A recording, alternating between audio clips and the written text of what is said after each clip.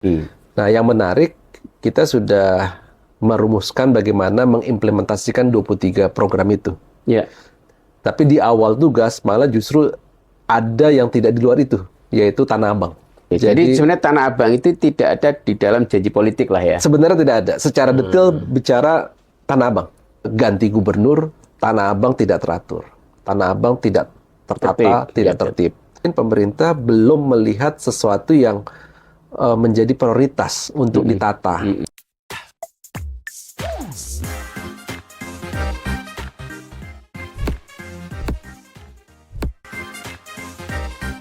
Jadi saya memberikan perspektif bahwa Tanah Abang itu suatu kawasan yang lama, bukan Iya. kawasan baru. Mm-mm. Kawasan yang tumbuh berkembang dengan pusat perdagangan. Dan kawasan Tanah Abang itu besar juga karena pengaruh pengembangan kawasan di luar Tanah Abang, yang saya Iya. sebut tadi gitu. Iya, iya. Juga ada kebijakan mengenai transportasi publik. Tapi ada satu kunci, ya, tidak ada integrasi transportasinya. Nah, Mm-mm. terus kemudian kami menyampaikan bahwa ke depan pendekatan Gubernur DKI lebih mengedepankan kepada masyarakat yang pengguna transportasi publik. Dan Gitu. itu tonnya adalah saran ya. Iya, betul. Iya kan, karena lu menulis dari perspektif si Betul. orang yang di luar Betul. pemerintahan dan Betul. saran kepada Betul. gubernur. Padahal lu tiap hari bisa ketemu gubernur. Kan? Menarik nih strateginya.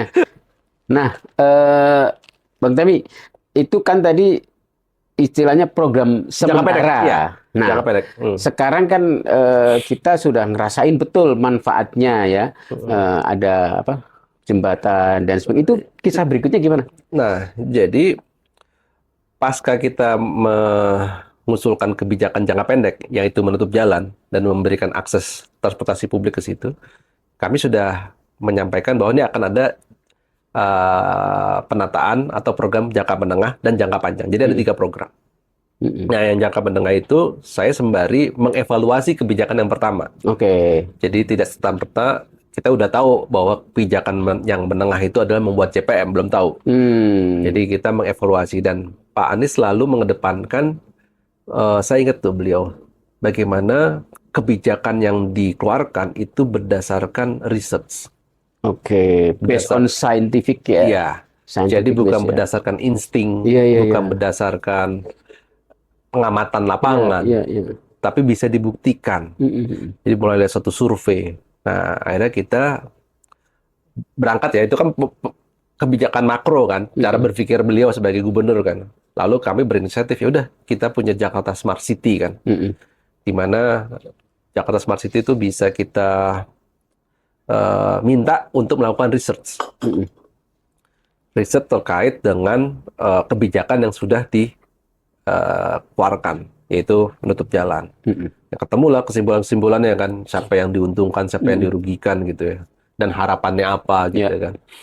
Nah, akhirnya saya membaca hasil evaluasi itu dan kemudian saya menyusun usulan membuat jembatan penyeberangan multiguna atau yang kita sebut Skybridge. Nah, Skybridge ini saya usulkan, saya sampaikan kepada Pak Anies bahwa kita mesti memberikan kenyamanan lebih. Ya. Yang kemarin sudah, tapi kenyamanan lebihnya harus ada. Nah, kita menemukan temuan di lapangan berdasarkan survei, ternyata pengguna kereta api yang turun di Tanah Abang itu ada beberapa kategori. Ada yang memang tujuannya untuk ke Tanah Abang, untuk berdagang, untuk belanja. Untuk belanja, ya. Ada yang tujuannya untuk kantor, gitu ya. Okay. Ada yang tujuannya untuk, ya dia mengunjungi, ya pokoknya ke kawasan itulah, tapi bukan ke Tanah Abang.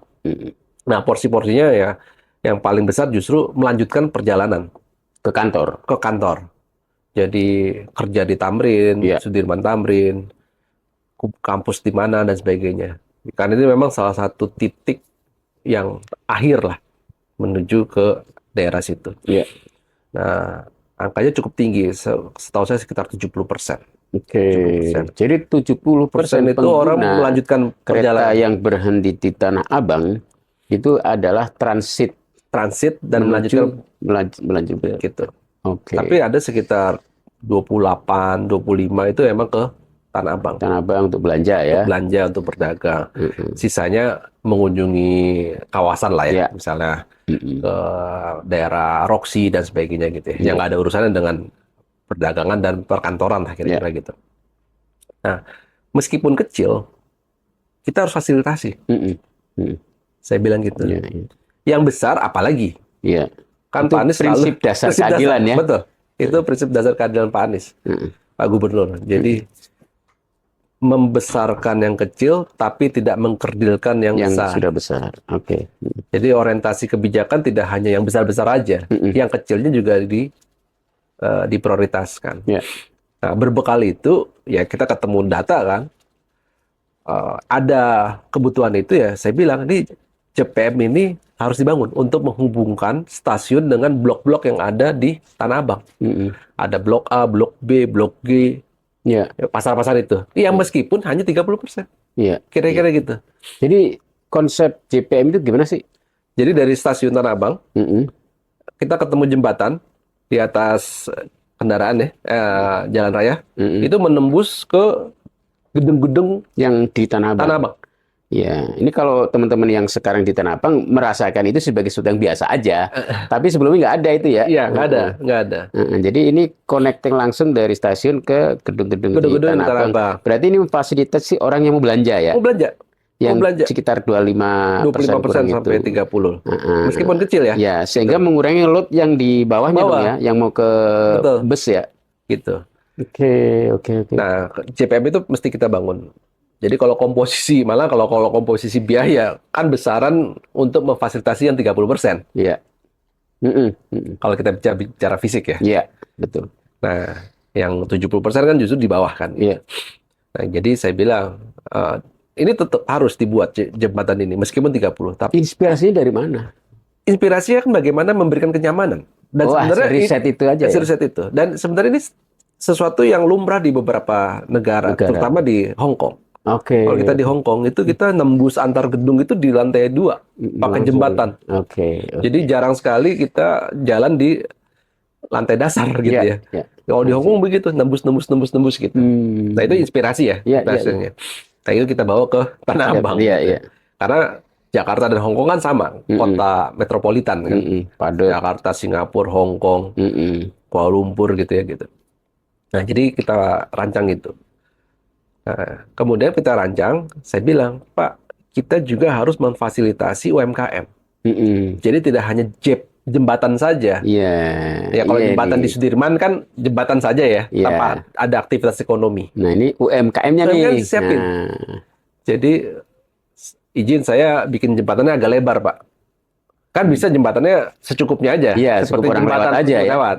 Tapi saya bikin lebar, supaya ada ruang bagi UMKM. Oke, Jadi, jualan di situ. Jualan di situ. Karena memang karakter di Tanah Abang itu impulse buyer. Jadi orang yang tadinya berjalan kaki, terus kemudian tiba-tiba lihat gorengan, tiba-tiba lihat baju muslim, akhirnya jadi beli. Jadi bukan orang yang datang khusus untuk belanja. Itu impulsif buyer ya, Iya, impulse betul. buyer ya. Ya. Itu kita pelajarin karakter itu. Nah, yang begini-begini yang penting nih, ya kan. Jadi seorang yang punya otoritas harus bisa mempelajari itu. Kalau enggak kan kita pasti bikin jembatan secukupnya aja. Iya. Katakanlah lebarnya 3 meter aja. Ini kita rancang lebarnya hampir 9 meter. 9 meter gede banget ya. Lebarnya. Jadi jalan dua arus, kanan kiri pedagang.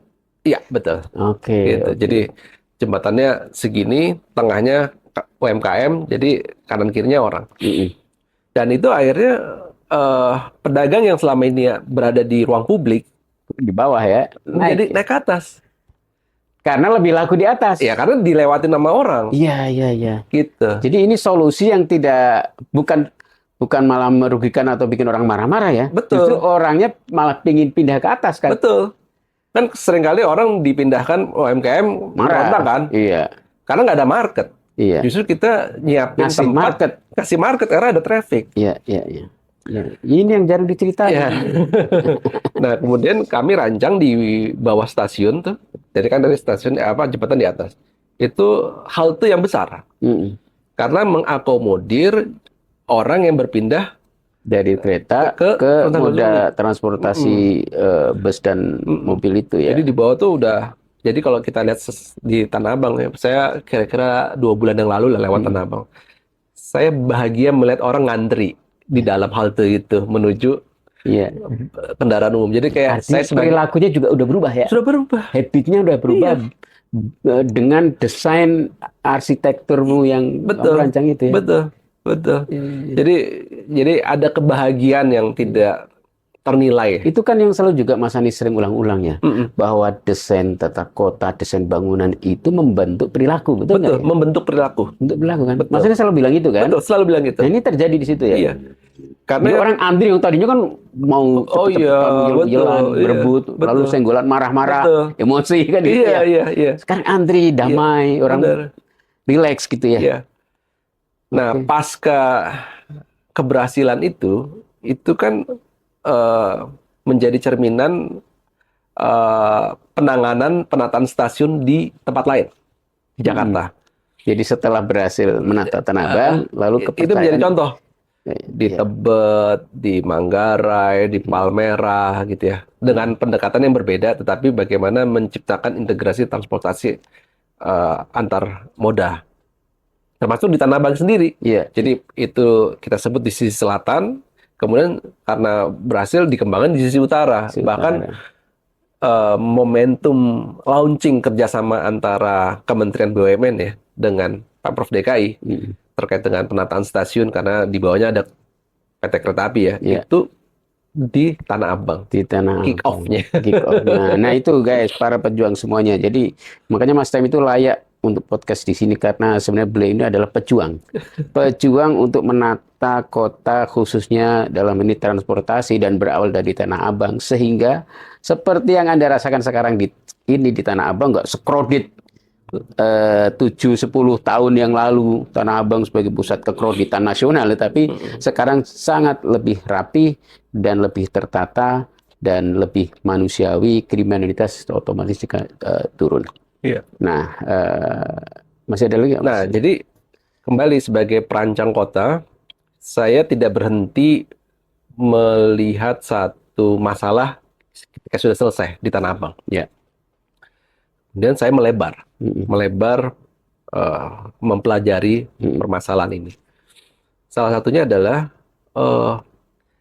stasiun Tanah Abang itu kan di barat, Ya. jalur barat. Kemudian stasiun Gondangdia, Cikini Gondangdia itu di timur. Oh, maksudnya barat itu berarti yang dari Banten, dari Iya, gitu. dari barat. Pokoknya Dari jalur barat lah. Jalur barat ya, Jalur barat. Banten. Kalau ini yang dari Bogor, Dari Bogor ya, nah, dari selatan ya. dari selatan. Itu Cikini ya maksudnya Iya, ya. masuk Cikini. Ini nggak nyambung nih. Selatan itu Nggak nyambung. Depok, Bogor, Iya, itu nggak jalurnya terkoneksi begini. ya. Nggak nyambung. Tapi ketika kita pindah di Tanah Abang, kita bisa pakai kereta nembus ke sisi sini. Tapi butuh waktu. Iya. Butuh pindah banyak pindah Punya moda. moda. Heeh. Saya melihat ada kebutuhan. Orang yang dari barat mau menggunakan kereta api menuju ke arah Bogor atau mengarah Kota Tua. Sebaiknya juga sama. Orang yang dari Bogor ada kebutuhan menggunakan kereta api yang dari Tanah Abang. Iya, mungkin kan dari Bogor pingin ke Banten, Iya, pingin ke Tangerang, ke Bintaro. ke Bintaro gitu ya. Nah, akhirnya saya usulkan membuat satu rute Transjakarta baru. Oke. Kita sebut loop. Dari Tanah Abang ke Gondangdia dan muter lagi. Jadi seperti shuttle. Oke. Seperti shuttle yang menghubungkan antara kedua simpul transportasi di Tanah Abang maupun di Gondangdia. Karena kita baca statistik yang di Gondangdia pun juga yang turun juga jumlahnya banyak sekali. Nah, ketika kita merancang rute Transjakarta, itu juga ada hambatan kecepatan. Kecepatan itu artinya kemacetan. Jadi kan nggak ada seperti di Sudirman Tamrin ya, jalur khusus gitu ya. Iya. Nah, bagaimana lancar? Karena memang orang kan butuhnya cepat. Bagi pengguna transportasi publik kan pengennya cepat. Iya. Kalau dia pindah dari Gondangdia ke Tanah Abang butuh waktunya lama, dia nggak milih transportasi publik. Dia pilih ojol, dia pilih yang lain lah, kira-kira gitu. Nah, apa salah satu solusinya?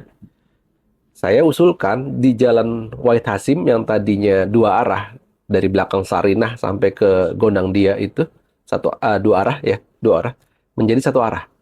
Oh, Gondang Sarina, Iya kan Gondang dia Kebun Siri kan udah satu arah menuju ke arah timur, ke Kebun Siri. arah ini ya, Ke apa timur, Tani, Petani. Tugu Tani ya. Nah, pasangannya kan harusnya kebalikannya, Iya, yang iya, Wahid Hasim. iya, iya, Nah, yang pasti Wahid Hasim itu dua arah, sehingga menghambat eh, travel time-nya si Transjakarta. iya, Macet kan di situ. Nah, efeknya Sabang juga harus satu arah, karena bisa iya, jadi ngelup kan. iya. Nah, itu karena saya kadang-kadang kan melakukan terobosan-terobosan. Karena pesannya Pak Gubernur harus berpikir secara black box. Mm. Ada satu kebaharuan. Oke, Jadi jangan hanya business as usual. iya. Jadi harus ada inovasi. Mm-mm. Nah, inovasi itu kan seringkali beresiko. Iya, iya, iya. Beresiko sentimen Diprotes, segala iya. macam. Tapi karena kita punya keyakinan kebijakan ini bermanfaat bagi masyarakat luas Mm-mm.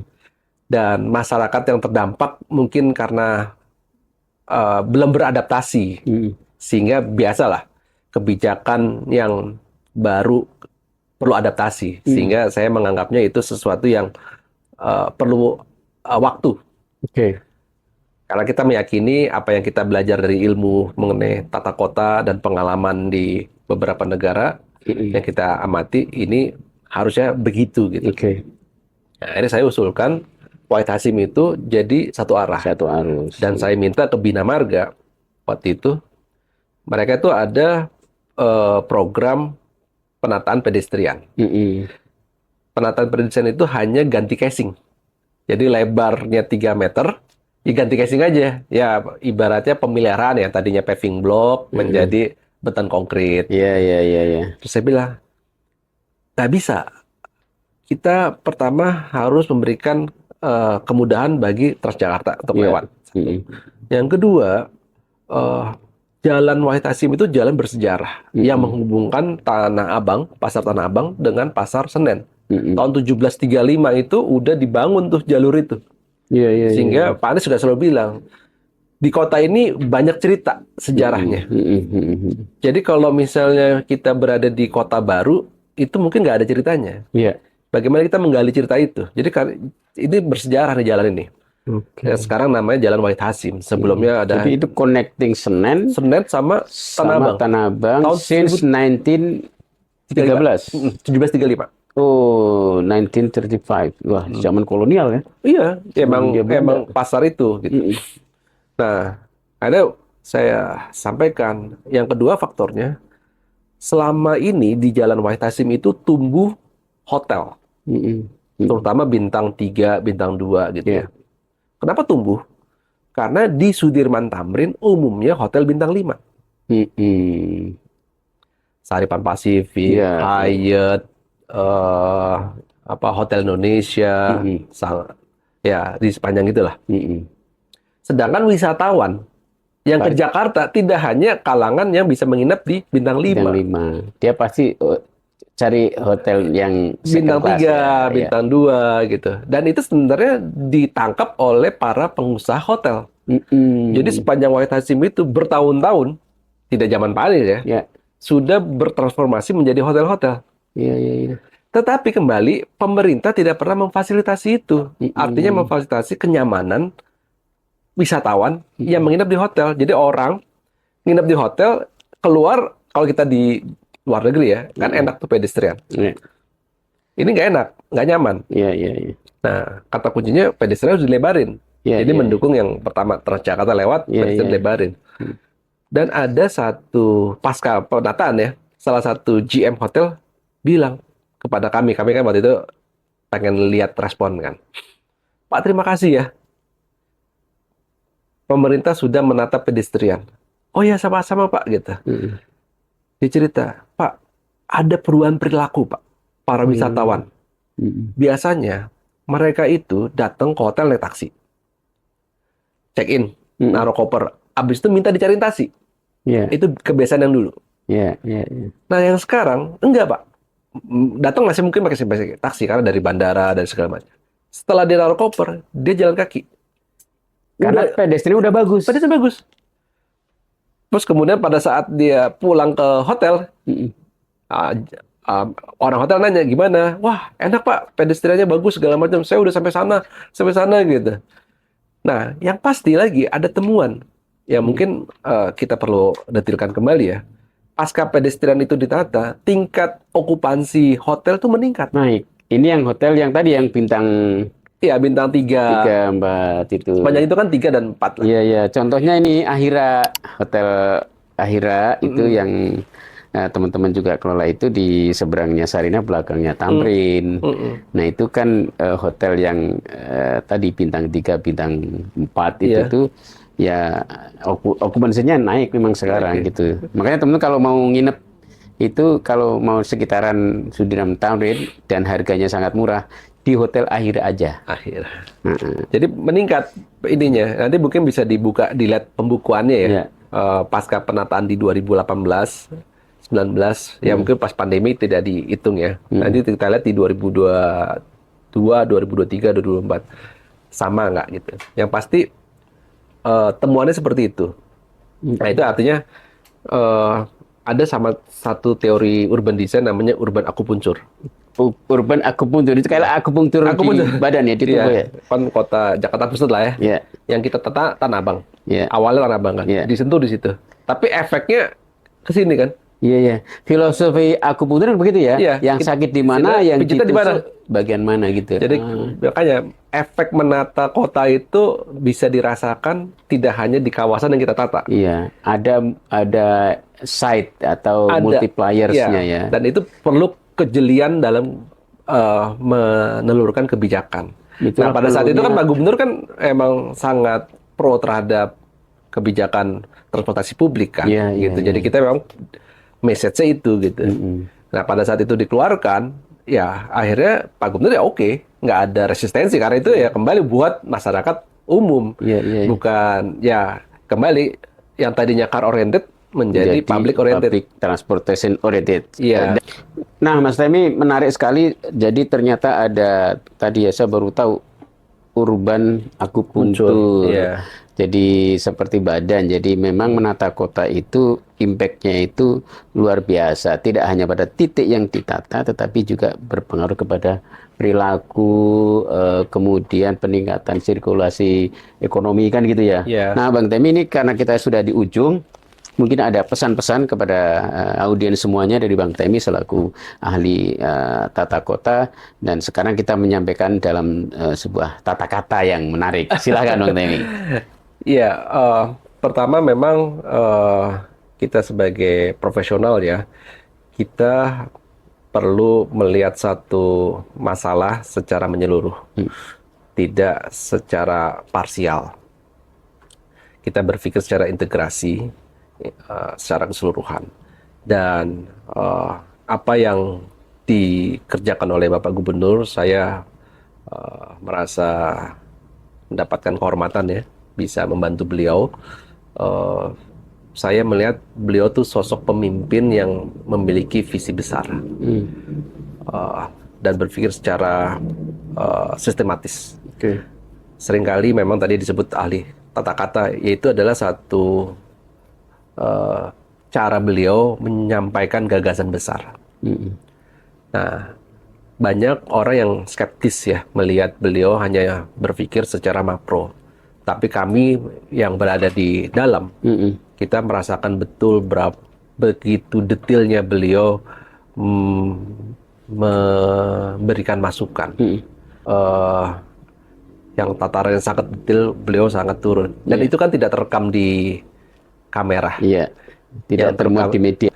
Tidak termuat di media juga. Dari media. Yang terekam kan yang berpikir secara makronya aja kan. Iya. Tapi di balik itu, di meja, beliau memberikan arahan, memperkaya gagasan kita dan sebagainya. Itu sesuatu yang tidak saya pernah pikirkan. Saya nggak tahu, saya juga belum pernah berinteraksi dengan gubernur sebelumnya atau pemimpin daerah yang lain gitu ya. Tapi saya lihat ini sesuatu yang sangat detail. Dan pesan bagi masyarakat, tentunya bagi para profesionalnya. Bila memang ada kesempatan membantu pemimpin daerah, pemimpin kota, berikan satu pemikiran dan analisa yang sangat komprehensif, yang berbasiskan pada data, melalui survei, melalui pengamatan dan sebagainya. Sehingga kebijakan yang ditetapkan itu sudah berdasarkan data yang kuat. Pada saat kebijakan itu mau dikritisi atau mau dibatalkan, itu akan sulit karena memang sudah berbasis berdasarkan data. Iya, data saintifik. Dan ketika data itu kebijakan itu dikritisi, yang mempertahankan kebijakan bukan gubernur ya, rakyatnya ya. Karena itu adalah aspirasi. Aspirasi. Kan beda kalau misalnya itu maunya gubernur kan. Suatu ketika maunya gubernur, ketika ganti gubernur ya gampang aja itu dihilangkan. Tapi pada saat itu adalah merupakan aspirasi dari masyarakat, dan masyarakat itu kan aspirasinya berpikir secara umum ya, tidak bisa detail. Kemudian didetailkan kita sebagai pemerintahan ya, untuk melihat itu kita tuangkan dalam gagasan dan desain. Dan akhirnya itu bisa diwujudkan. Baik, Bang Temi, terima kasih banyak waktunya, dan akhirnya kita sampai di ujung podcast Pejuang kali ini. Pejuang bukan, hadapi!